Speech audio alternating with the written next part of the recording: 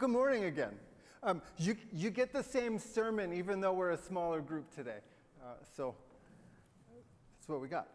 We're starting with a Joy Harjo poem, which is a fairly long poem, and I've edited it down a little bit. But this is called "For Calling the Spirit Back from Wandering the Earth in Its Human Feet." It's a poem about coming back home to ourselves. She says, "Put down that bag of potato chips, that white bread, that bottle of pop. Turn off that cell phone, computer, and remote control. Open the door, and then close it behind you. Take a breath offered by friendly winds.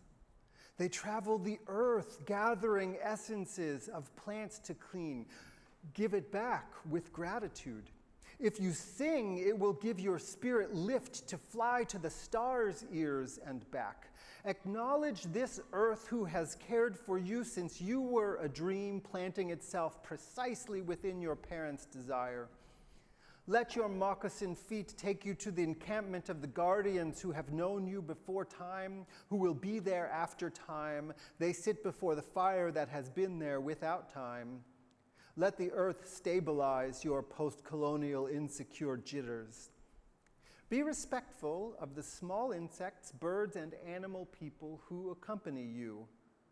Ask their forgiveness for the harm we humans have brought down upon them.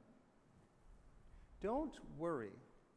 The heart knows the way, though there may be high-rises, interstates, checkpoints, armed soldiers, massacres, wars, and those who will despise you because they despise themselves. The journey might take you a few hours, a day, a year, a few years, 100, 1,000, or even more. Watch your mind. Without training, it might run away and leave your heart for the immense human feast set by the thieves of time. Do not hold regrets. Let go the pain you are holding in your mind, your shoulders, your heart, all the way to your feet. Let go the pain of your ancestors to make way for those who are heading in our direction. Ask for forgiveness. Call your spirit back. You must call in a way that your spirit will want to return. Speak to it as you would to a beloved child. Welcome your spirit back from its wandering. It may return in pieces, in tatters. Gather them together. They will be happy to be found after being lost for so long. Now you can have a party. Invite everyone you know who loves and supports you. Keep room for those who have no place else to go. Then you must do this. Help the next person find their way through the dark." It's Joy Harjo, former poet laureate, the first Indigenous poet laureate that we've had. And the Bible reading today is from the New Testament letter of 1 Peter. This is in chapter 3. And it asks, "Who's going to harm you if your goal is to do what is right? But even if you do suffer for what is right, count it a blessing. Don't fear what they fear. Don't be afraid. And don't worry in your hearts. Set Jesus apart as holy and sovereign. Should anyone ask you for the reason of this hope of yours, be ever ready to reply. But speak gently and respectfully. Keep your conscience clear so that whenever you are defamed, those who slander your way of life in Christ may be shamed. If it should be God's will that you suffer, it is better to do so for good deeds than for evil ones. The reason Christ died for sins once for everyone, the just for the sake of the unjust, was in order to lead you to God. Jesus was put to death in the flesh, but was given life in the Spirit. And in the Spirit, Jesus went and preached to the imprisoned spirits."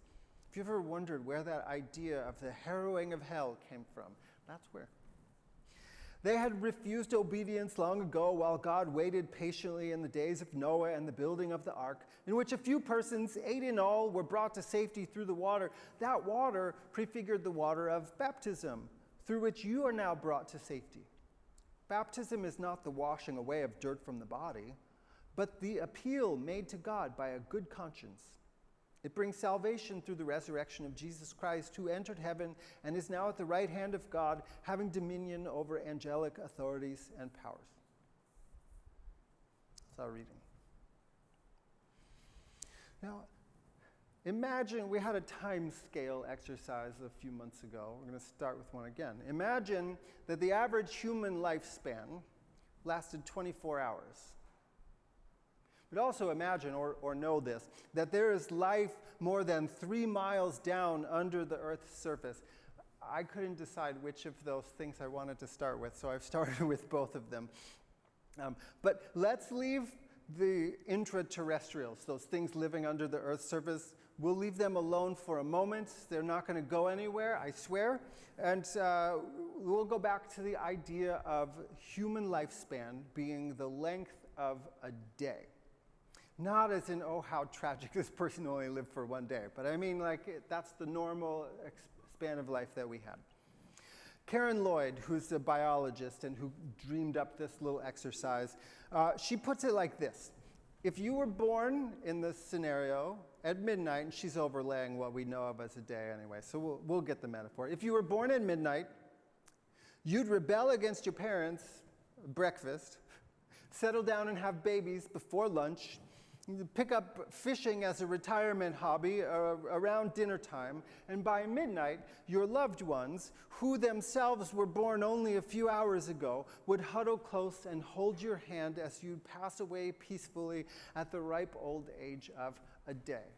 We got the time scale now, right? Now, imagine that this single day of your lifespan took place in what we in our actual timeline know as February. Hundreds of generations would have passed over the course of the winter. We would all assume that it was a normal and permanent state of things for deciduous trees to have no leaves on them. Not only would there be no living memory of the vibrant red and yellow and orange maple leaves, let alone the robust and healthy green leaves, those last leaves might have happened so long ago in human history that there wouldn't even be a written or artistic record to give a memory of them. We would assume that what we see, leafless trees, has always been there and is what would always be. We following this? We get this? Does it make sense yet? We got it? Okay. All right. So now, just hold on to that eternal winter trees. And we're going to talk about those life forms that live kind of at the finish line of a 5K going straight down.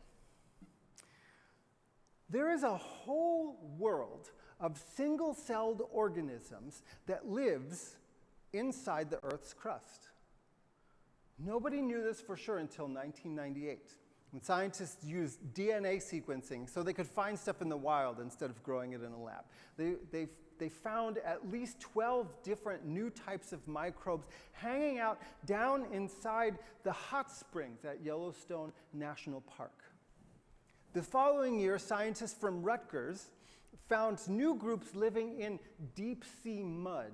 And then Karen Lloyd, who came up with that whole 24-hour human life cycle thought experiment, she was part of a team that found still more by drilling down through the crust of the Earth in the Arctic regions of northern Norway. There is a whole world of wonders under anything that we can see. Scientists refer to this group of things that nobody even thought could exist until 40 years ago. They refer to them as intraterrestrials, in part because, they're under the Earth's crust, and also because it sounds kind of cool and mysterious, like extraterrestrials, but intra instead. They're also part of a group called extremophiles, because they live in extreme conditions that would otherwise appear to be hostile to life.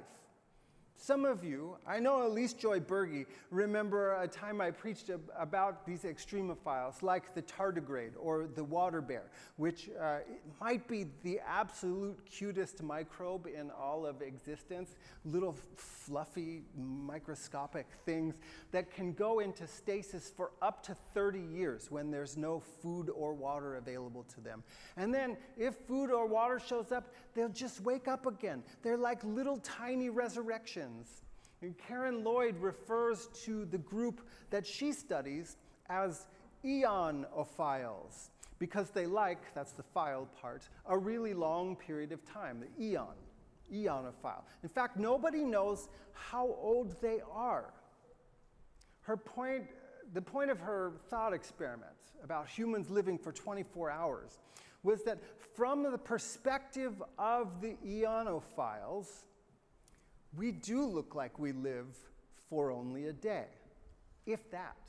They exist on an entirely different timeline. They could be living things that are 10,000 years old, or 500,000 years old, or even 1,000,000 years old.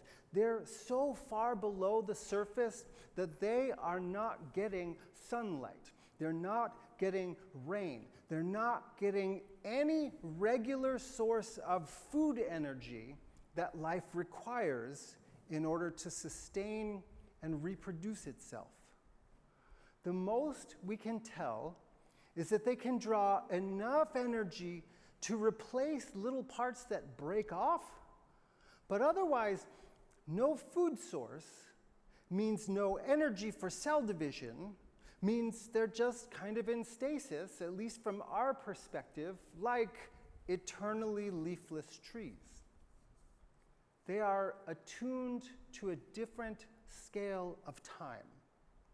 At some point, a tectonic plate will shift, or a vent will open, an undersea volcano will erupt, and a gas or a liquid that is their food will make its way to them, and they'll kick into whatever high gear looks like for them. There will be enough energy to draw on for cell division. At long last, it will be mother's eon.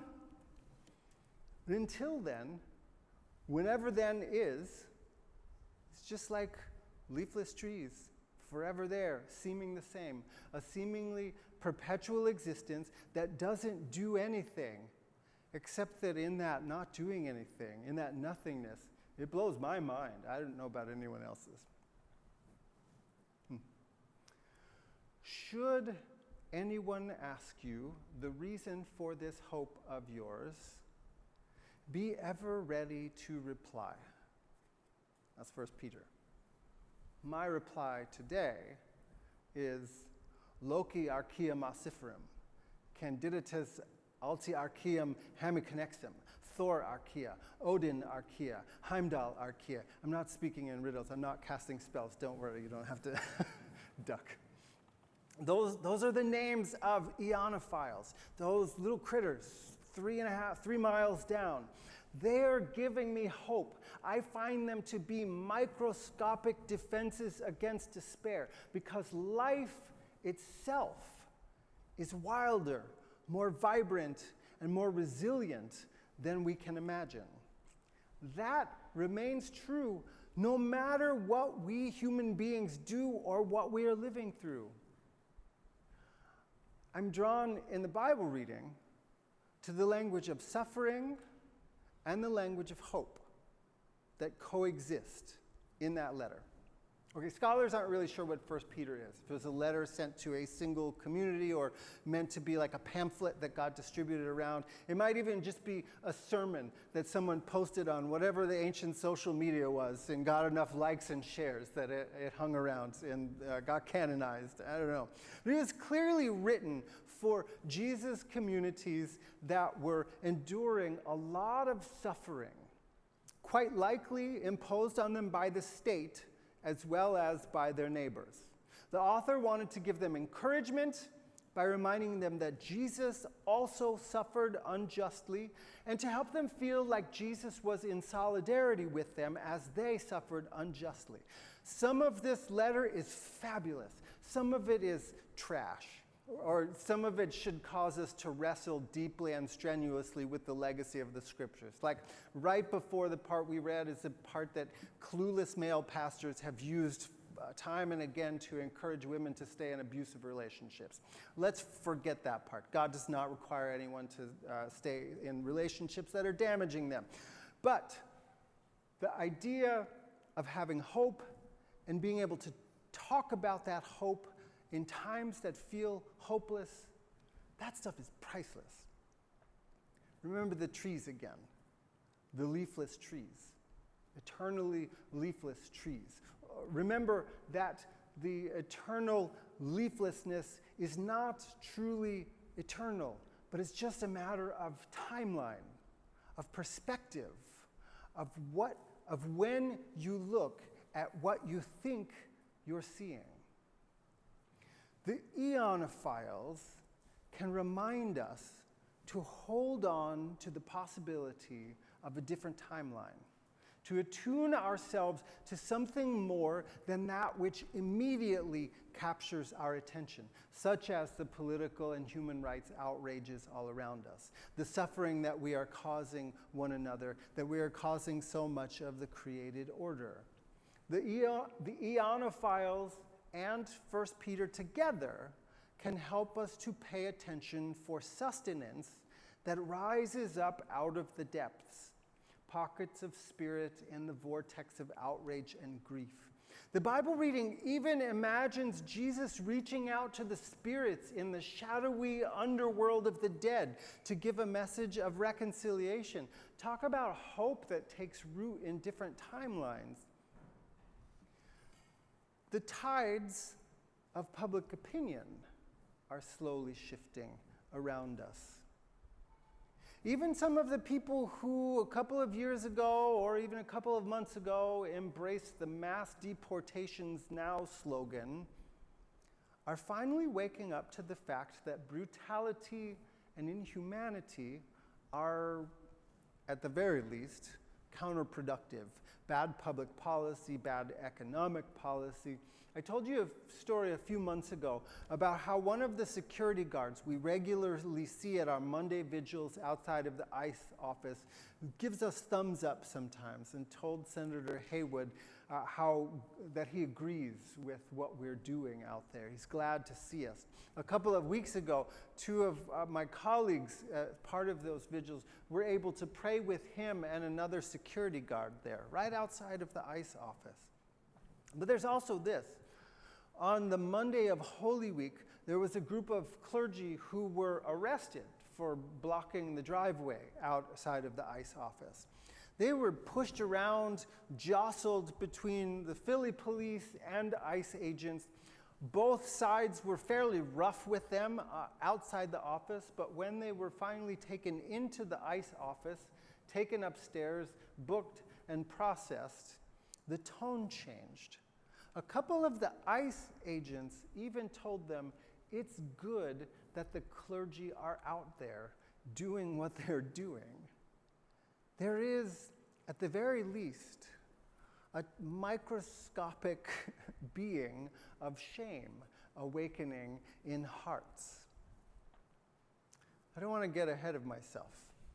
Just this week there was a report about how ICE's enforcement actions they've injured at least 76 children as they've been picking people up. Families are still being separated. People are still being disappeared when they try to follow the rules and check in. Tom Homan this week was telling lies about the number of undocumented people who are here in the country and promising that mass actions will be starting up again. There is still winter in the global soul. The trees sure look barren, but it is the work of hope to envision the tender buds poking out. The eonophiles will get their food. there will finally be energy enough for the cells of justice to divide and reproduce. And our job is to keep probing for the vents, keep pulling at the little fissures. Spirit will, as Spirit does, bubble up. This is God's good news. Amen.